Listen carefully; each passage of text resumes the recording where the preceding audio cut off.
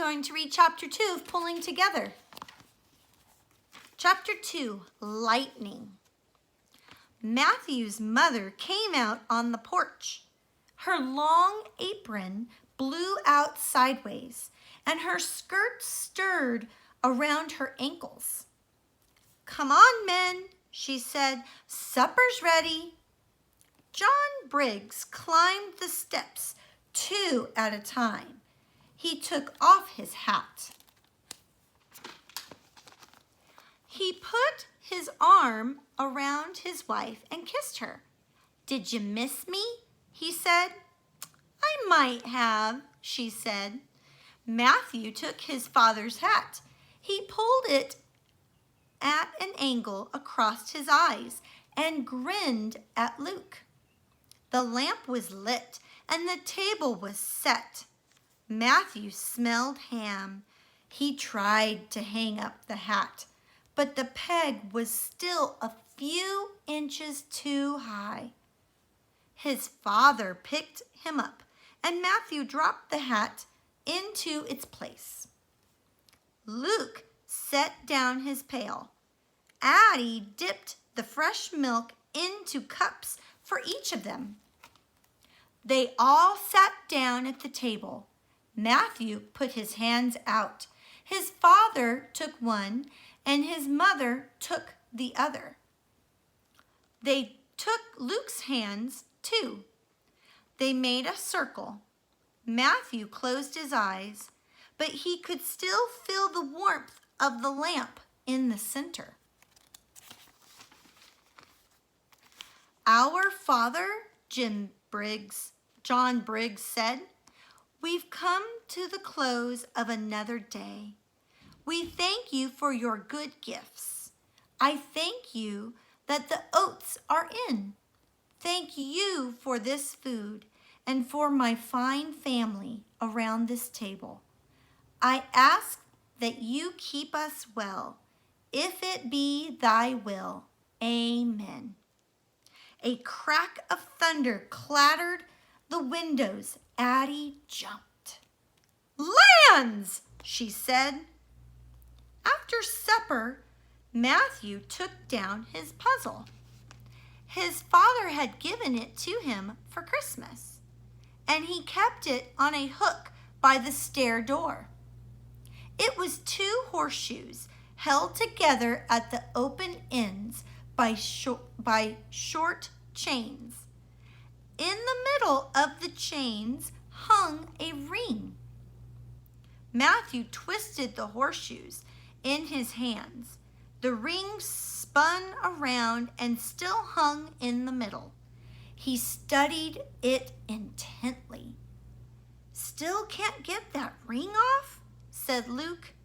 "I'm getting it," said Matthew. John Briggs opened his Bible. Matthew pulled his chair around by his mother's. She put her fingers through his hair and smoothed it. "God is our refuge and strength, a very present help in trouble." His father read quietly. A splatter of rain hit the windows.